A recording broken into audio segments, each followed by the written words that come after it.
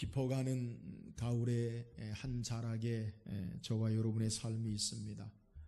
가을을 흔히 우리가 이야기하기를 사색의 계절, 또 독서의 계절, 그렇게 우리가 부르지요. 우리는 지난 11월 마지막 주간에 부흥회를 통해서 은혜를 받았어요. 부흥회 기간에 마칠 즈음에 우리 교회의 권사님, 우리 교회 시인이 있는 거 아시죠? 김순희 권사님, 시인이 저에게 책을 하나 선물을 했어요. 제목이 풀꽃의 노래. 저는 오랜만에 시를 읽었는데 깜짝 놀랐어요.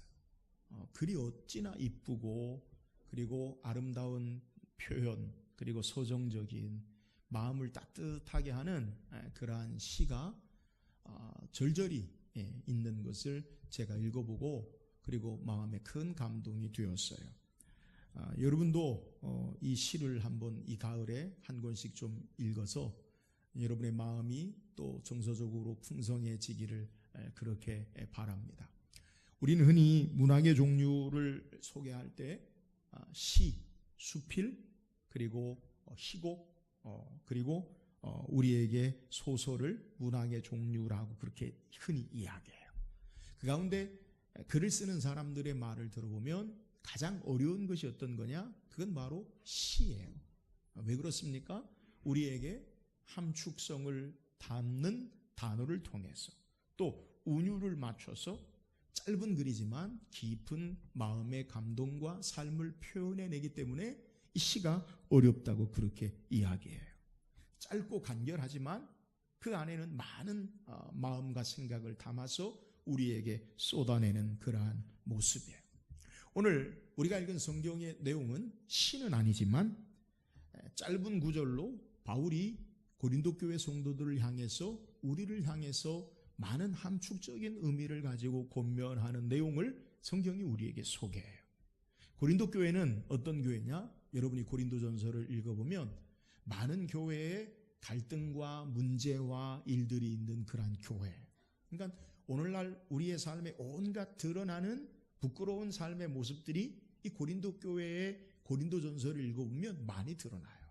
첫 번째로는 분파의 문제, 파가 갈려서 나는 바울에게, 나는 아볼로에게, 나는 게바에게, 나는 그리스도에게 속한 자다, 분파로 나뉘어지고, 또 읽다 보면 음행에 관한 문제, 교회 안에서 그런 문제가 있어지고, 또 은사의 문제, 내가 가진 은사가 제일 좋다, 당신이 가진 은사, 여러분이 가진 은사는 별거 아니다, 은사로 말미암아 갈등하기도 하고, 그러면서 여러 문제와 일들에 관해서 바울은 고린도전서를 통해 그들에게 권면해요. 그리고 고린도전서를 마무리하면서 고린도서 16장에 보면 우리에게 이제 흔히 바울의 인사, 누구누구에게 문안하라, 누구누구에게 너희가 그들의 삶을 도와주라, 권면하라, 이렇게 쭉 나오다가 오늘 우리가 읽은 고린도전서 16장 13절 14절에 다시 우리에게 짧지만 마지막 간곡하게 고린도 교회 성도들을 향한 삶에 합당한 신앙의 모습, 은혜 안에 사는 신앙의 모습이 무엇인지를 간결하게 말하고 있는 것이 본문의 내용이에요. 오늘 말씀을 묵상하면서 우리가 은혜 받은 성도로 어떻게 신앙해야 하는가? 우리는 11월 마지막 주간에 부흥회를 했어요. 우리 강사 목사님을 통해서 제가 여러분에게 들은 말은, 목사님 참 은혜 받았어요, 그런 소리를 제가 많이 들었어요. 자, 그러면 이 은혜가 단회성으로, 일회성으로 끝나지 않고 우리가 어떻게 계속해서 은혜 안에 성도에 합당한 신앙의 삶을 살아야 하는가? 바울은 마치 고린도 교회 성도들의 문제를 1장에서부터 15장까지 쭉 우리에게 설명을 이미 끝냈어요. 근데 다시 16장에 재차 성도에 합당한 은혜 안에 사는 삶이 무엇인지를 우리에게 강조하고 있다는 거예요. 오늘 말씀을 통해서 우리가 어떻게 은혜 안에 지속적으로 성도에 합당한 신앙의 삶을 살 수 있는지 오늘 말씀을 묵상하고 은혜 안에 승리하는 귀한 삶이 되기를 주의 이름으로 축원합니다. 그렇다면 우리가 은혜 안에 사는 성도에 합당한 신앙의 모습이 뭐예요? 자, 오늘 13절 다시 읽어봅시다. 13절입니다. 시작. 깨어 믿음에 굳게 서서 남자답게 강건하라. 자, 우리말 성경에는 한 문장으로 짧게 되어 있지만 원어 성경이나 영어 성경으로 보면 이 문장은요, 세 문장으로 잘라서 이해할 수 있어요. 깨어있기를 계속하라, 믿음 안에 굳게 서 있어라, 남자답게 강건하라. 이렇게 해석할 수 있어요. 그러니까 우리말 성경에는 짧은 한 구절로 깨어 믿음에 굳게 서서 남자답게 강건하라라고 되어 있지만 이걸 나눠보면 첫 번째는 깨어있기를 계속해라. 그러니까 깨어라는 단어는 단순히 우리가 잠에서 깨는 것, 일어나는 것을 말하는 게 아니라 계속해서 지속적으로 깨어있는 것을 우리에게 소개하는 거예요. 바울이 고린도 교회 성도들에게 권면하고 마지막 다시 강조하고 있는 짧지만 강한 문장으로 그들에게 복음에 합당한 은혜 안에 사는 삶의 모습을 첫 번째 일성으로 뭐라고 소개하느냐? 너희는 깨어있기를 계속하라. 이것을 강조하는 거예요. 여러분, 바울이 말하는 깨어있는다라는 말의 의미가 뭡니까? 오늘 본문에 깨어있다라는 단어적인 의미는 경계한다, 주시한다, 정신을 차리다, 그리고 이 깨어있다라는 말은 지켜본다라는 그러한 의미가 있어요. 그러니까 이 말은 마치 초병, 경계병이 적들이 오는지 안 오는지, 고대에 적들로부터 이 경계병이 성에서 이렇게 눈을 뜨고 잘 지키는 그러한 모습을 우리에게 표현해 주고 있는 거예요. 자, 이 깨어라는 단어를 우리말 성경에 살피면 복음서에, 구약은 말고 신약의 복음서와 서신서의 신약 성경에 약 한 20번 이 깨어라는 단어가 우리에게 성경에 표현이 돼요. 근데 주로 누가 사용하셨나? 한 20번 정도 표현되는 가운데 12번은 예수님께서 이 단어를 많이 사용하셨어요. 주로 예수님이 사용하셨어요. 그리고 바울이 그 뒤를 이어서 7번 정도 깨어라는 말을 사용하고, 그리고 베드로 사도가 한 번 이 깨어라는 단어를 사용하고 있어요. 그렇다면 성경이 주로 예수님이 말씀하고 있는 깨어라는 단어가 어떻게 사용되어졌느냐? 예수님께서 십자가를 앞에 두고 겟세마네 동산에서 기도하실 때 이 단어를 사용하셨어요. 우리 성경 같이 읽어보세요. 마태복음 26장 40절 41절 시작. 제자들에게 오사 그 자는 것을 보시고 베드로에게 말씀하시되 너희가 나와 함께 한 시간도 이렇게 깨어 있을 수 없더냐? 시험에 들지 않게 깨어 기도하라. 마음에는 원이로되 육신이 약하도다 하시고. 자, 예수님이 깨어라는 단어를 어떻게 사용하셨느냐? 시험에 들지 않게 깨어 있어 기도하라. 너희가 나와 함께 한 시간도 깨어 있을 수 없더냐? 이 말은 예수님께서 십자가를 앞에 두고 베드로와 야고보와 요한을 겟세마네 동산에 따로 데리고 올라가셔서 내 마음이 심히 고민하여 죽게 되었으니 나와 함께 기도하자. 근데 제자들이 피곤해서 잤어요. 예수님께서 말씀하시는 거예요. 나와 함께 한 시간도 이렇게 깨어있을 수 없더냐? 깨어있다라는 의미가 뭐예요? 시험에 들지 않게 깨어있어 기도하라. 기도와 연결하고 있는 것을 우리에게 소개하는 거예요. 바울도 이 깨어라는 단어를 예수님이 말씀하신 그 의미를 그대로 받아서 에베소서 6장 18절에 보면 이렇게 소개해요.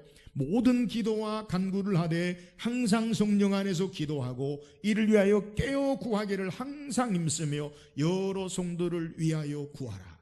바울이 소개하는 게 뭐예요? 모든 기도, 간구, 성령 안에서 기도하고 성도를 위해서 항상 힘쓰고 기도하라라는 것을 깨어 구하기를 이라고 소개하면서 기도로 우리에게 말하고 있다는 거예요. 그러니까 성경이 우리에게 오늘 깨어있기를 계속하라 라는 의미가 뭐냐? 그 말은 너희가 기도하기를 계속해라. 깨어있다라는 것은 기도하는 삶의 모습을 우리에게 연결해서 말하고 있는 거예요. 여러분, 우리의 신앙의 삶이 성도에 합당한 삶, 우리가 우리 안에 하나님이 허락하신 은혜 안에 지속적으로 사는 삶의 비결이 뭐냐? 그것은 예수님이 우리에게 권면하시고 성경이 우리에게 말하고 있는 깨어있기를 계속하는 삶, 기도하기를 계속하는 기도하는 삶인 것을 믿으시기를 주의 이름으로 축원합니다.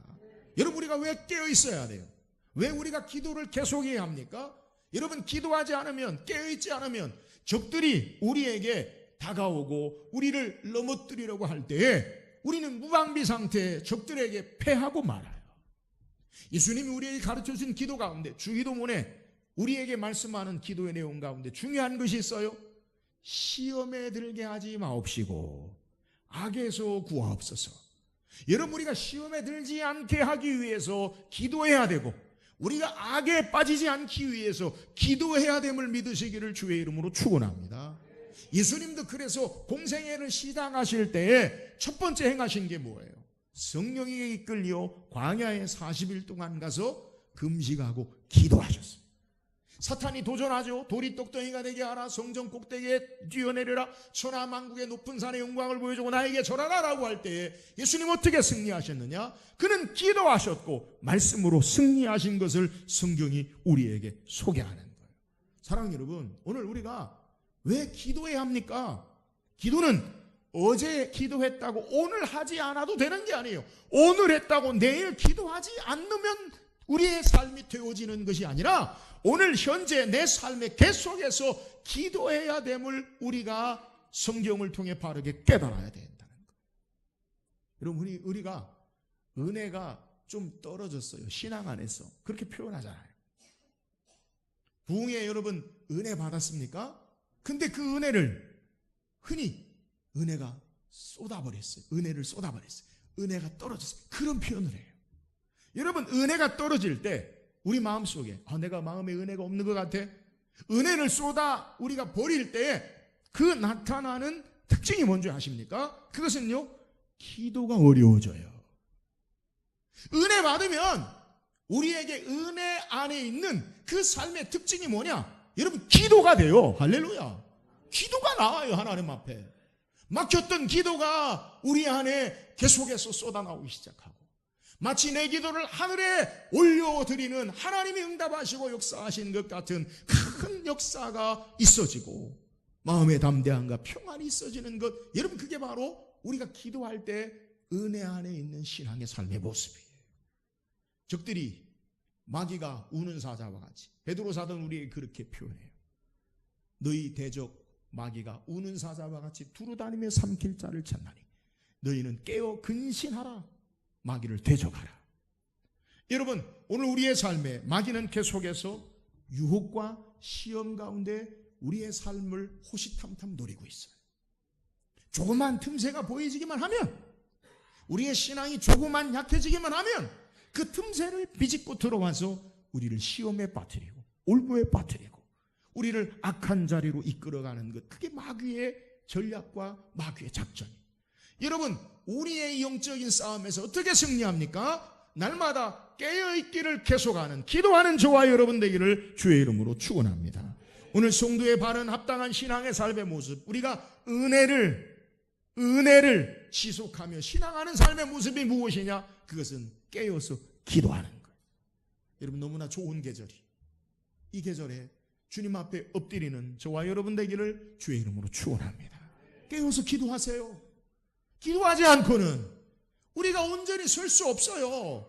날마다의 삶의 모습 가운데 우리가 기도해야 이 땅에서 승리하는 삶을 사는 거예요. 바울이 고린도전서를 마무리하면서 그의 권면에, 그리고 마지막 다시 강조하는 게 뭐냐? 깨어있기를 계속해라, 기도하라는 거예요. 사랑하는 여러분, 은혜 안에 있습니까? 깨어서 기도하는 복음에 합당한 신앙의 삶을 사는 저와 여러분 되기를 주의 이름으로 축원합니다. 또한 성도의 은혜 안에 사는 합당한 신앙의 모습이 뭐예요? 오늘 우리에게 소개하는 깨어 믿음에 굳게 서라고, 깨어 믿음에 굳게 서서라고 소개해요. 믿음에 굳게 선다라는 말은 믿음 안에서 흔들리지 말고 굳게 서 있으라, 이런 의미를 우리에게 소개해요. 그러니까 바울이 고린도 교회에 여러 문제가 있었어요. 여러 가지 혼란한, 여러 가지 삶의 신앙의 모습에 부끄러운 많은 문제와 일들을 바울이 고린도전서를 통해 권면해요. 그리고 마지막 고린도전서 16장을 마무리하면서 다시 강조하는 게 뭐냐? 믿음에 굳게 서라는 거예요. 왜 그럴까요? 바울이 생각하는, 진단하는 고린도 교회 성도들의 문제가 뭐냐? 그것은 바로 믿음에 굳게 서지 않았다라는 거예요. 여러분, 오늘 우리의 신앙의 삶의 문제가 뭐예요? 믿음이 흔들리기 때문에 그래요. 믿음에 굳게 서지 않았기 때문에 그런다는 거예요.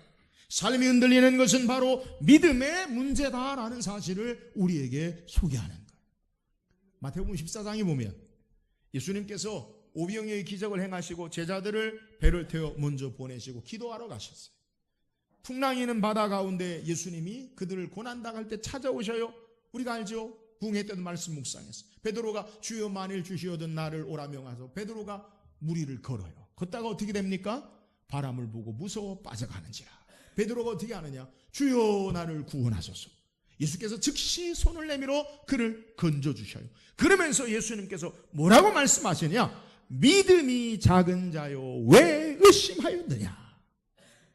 여러분, 왜 우리가 믿음의 능력의 역사를 행하다가 우리가 물에 빠져버리고 주여 우리를 구원해 주세요. 우리의 삶이 왜 흔들립니까? 믿음이 우리의 삶에 작아지고 의심하고 흔들리기 때문인 것을 우리에게 소개해요.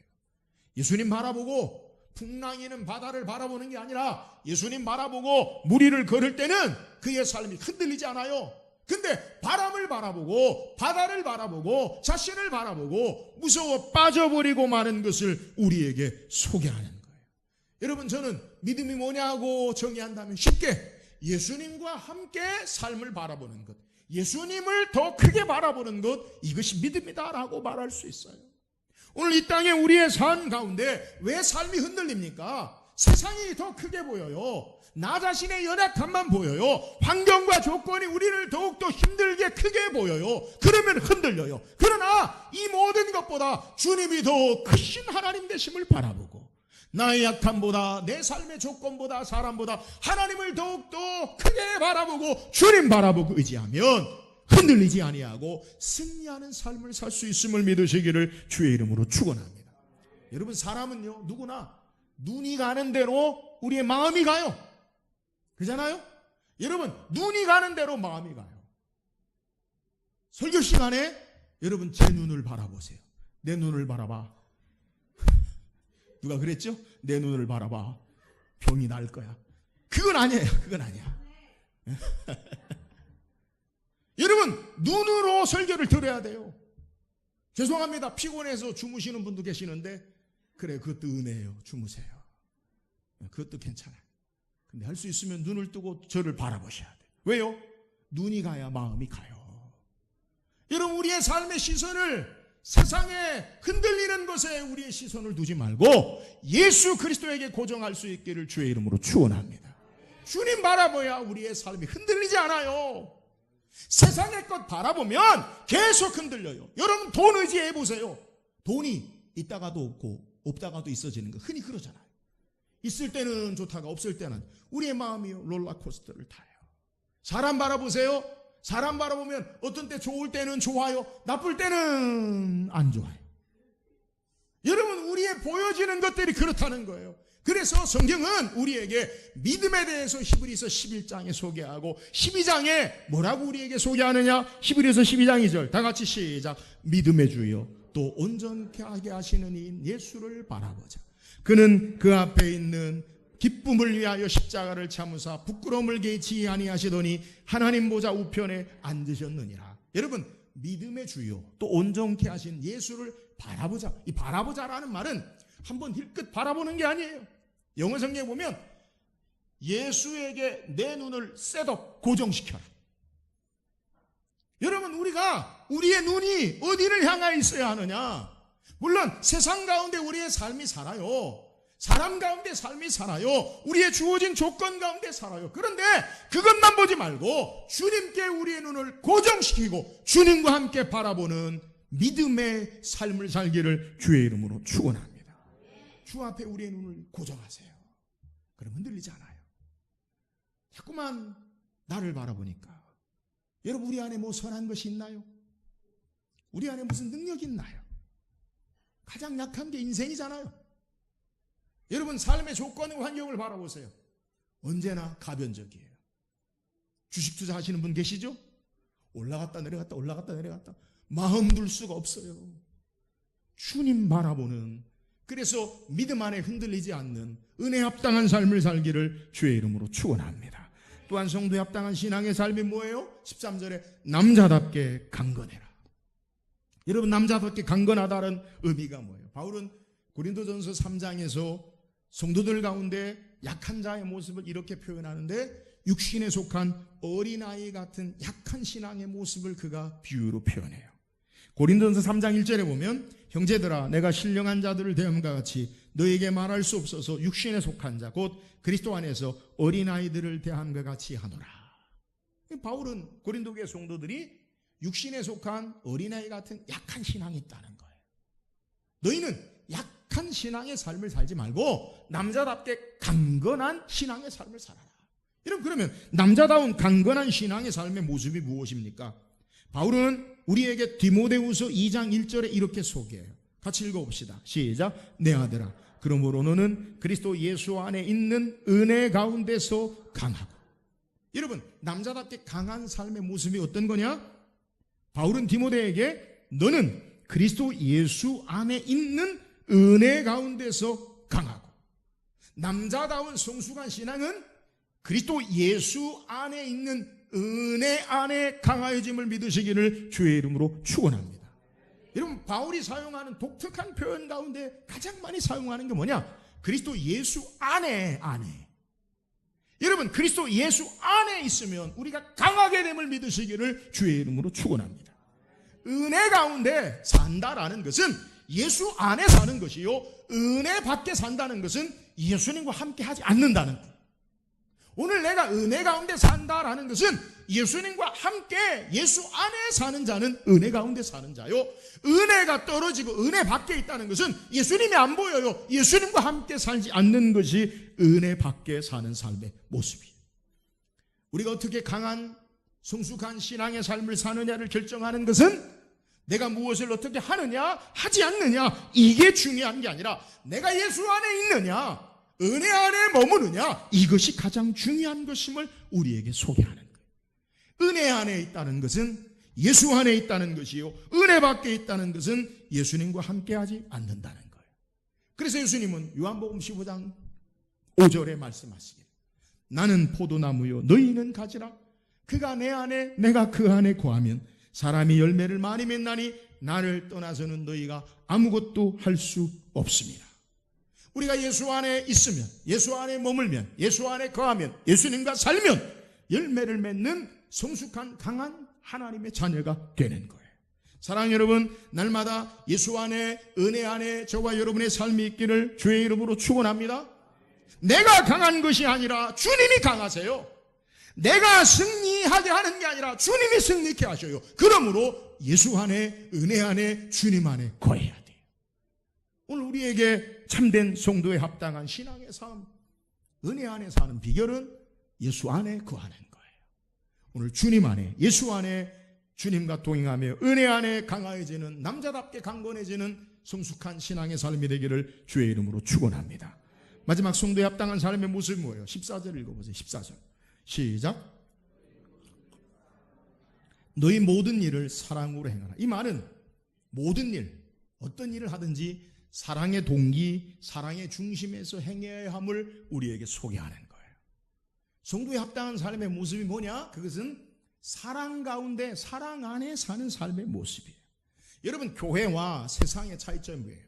세상의 모임과 교회 모임의 차이점이 뭐예요? 세상의 모임은 대부분 자기의 이익, 유익, 욕심 그걸 따라서 모이는 이익 공동체예요.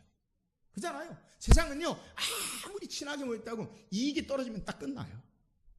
교회는 하나님의 사랑, 그리스도의 사랑 안에서 모여진 공동체가 바로 교회예요.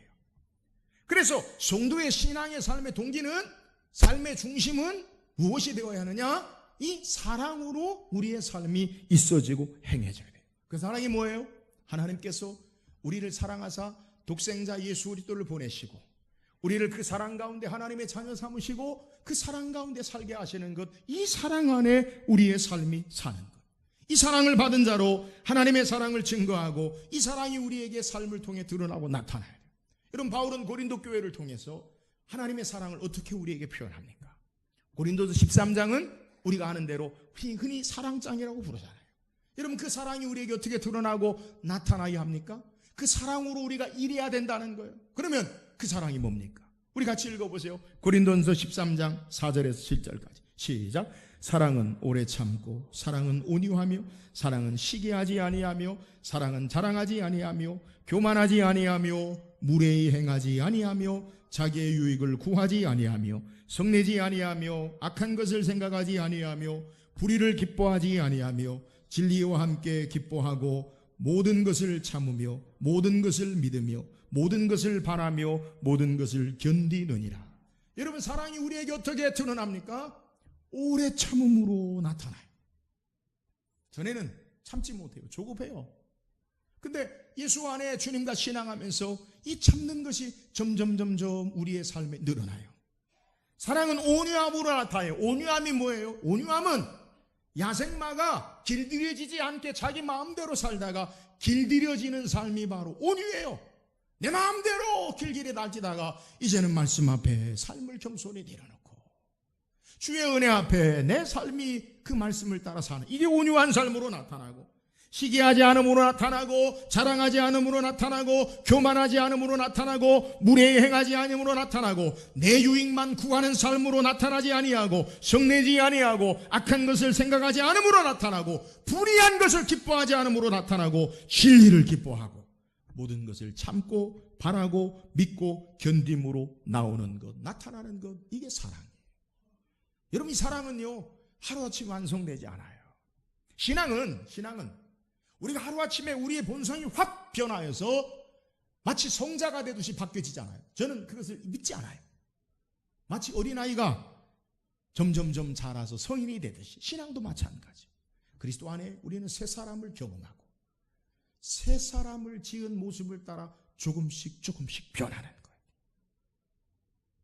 하나님의 사랑이 우리 안에 역사되어서 오래 참음이 전에는 하나도 없었는데 하나 둘씩 생겨나지고, 온유한 모습이 전혀 없었는데 우리의 삶의 온유함으로 자꾸만 드러나고, 우리가 전혀 무법한 자와 같이 무례한 자였는데 무례한 자가 되지 아니하고 신사적으로 존중하는 자가 되어지고, 내 유익만을 생각하는 자였는데 그러지 아니하고 함께하는 삶을 살아지고, 또한 진리를 기뻐하고 모든 것을 참고 믿음으로 나타나는 삶, 이 사랑의 열매의 모습, 이것이 바로 우리의 삶에 합당한 은혜 안에 사는 삶의 모습이라는 거예요. 사랑 여러분, 오늘 우리가 우리 안에 모든 것 한꺼번에 다 성자처럼 이루지 못한다 할지라도 삶의 부분 날이 갈수록 달이 갈수록 해가 갈수록 이 사랑이 우리 안에 드러남으로 말미암아 하나님의 거룩한 백성으로 복음에 합당한 은혜 안에 사는 저와 여러분 되기를 주의 이름으로 축원합니다. 그래서 서로에게 그 사랑이 드러나는 거예요. 그잖아요. 우리의 공동체의 삶의 모습을 통해 어제보다 오늘이 더 온유한 자로 사라지고, 내일이 그 삶에 더 사랑하는 자로 드러나고 나타나는 성숙한 아름다운 신앙의 모습으로 되어지는 것, 이것이 바로 은혜 안에 합당한 성도의 신앙의 모습이에요. 사랑 여러분, 우리가 모든 일을 이 사랑 가운데 행함으로 성숙한 복음에 합당한 은혜 가운데 사는 저와 여러분 되기를 주의 이름으로 축원합니다. 오늘 성경 우리에게 짧지만 복음에 합당한 은혜 가운데 사는 삶의 모습을 강력하게 바울이 다시 재차 강조해요. 그게 뭐예요? 우리가 은혜 안에 사는 성도에 합당한 삶의 모습이 뭐예요? 그것은 기도하기를 계속하라. 깨어 기도해야 돼. 기도하지 않으면 시험에 빠지고 울무에 빠지고, 기도하지 않으면 은혜 안에 살 수 없어요. 깨어 기도함으로, 기도를 계속함으로 날마다 은혜 안에 승리하는 삶이 되기를 주의 이름으로 축원합니다. 은혜 안에 사는 성도의 합당한 삶의 모습이 뭐예요? 믿음에 굳게 서는 거예요. 흔들리지 않는 신앙, 그것이 뭐예요? 우리의 눈을 주님을 향해 고정하는 것. 주님과 함께 삶을 바라보세요. 세상보다 주님이 더 크게 보이고 모든 걸 주장하고 다스리시는 전능하신 하나님 앞에 삶을 내어드리고 역사함으로 말미암아 믿음에 굳게 세워지는 저와 여러분 되기를 주의 이름으로 축원합니다. 복음에 합당한 은혜 안에 사는 신앙의 삶의 모습이 뭐예요? 남자답게 강건해라. 어떻게 강해질 수 있습니까? 예수 안에, 은혜 안에 머물러야 돼요. 날마다 주님 안에, 주님 모시고 예수 안에 있으므로 주의 능력이 나의 능력이 되시고 주님의 승리가 나의 승리가 되어짐으로 말미암아 은혜 가운데 강해지는 저와 여러분 되기를 주의 이름으로 축원합니다. 우리가 어떻게 은혜 안에 성도의 합당한 삶을 살 수 있어요? 모든 일을 사랑으로 행하라. 주의 사랑 안에 우리의 삶이 성숙한 믿음의 삶으로 은혜 합당한 삶을 사는 우리 모든 성도들 되기를 주의 이름으로 축원합니다.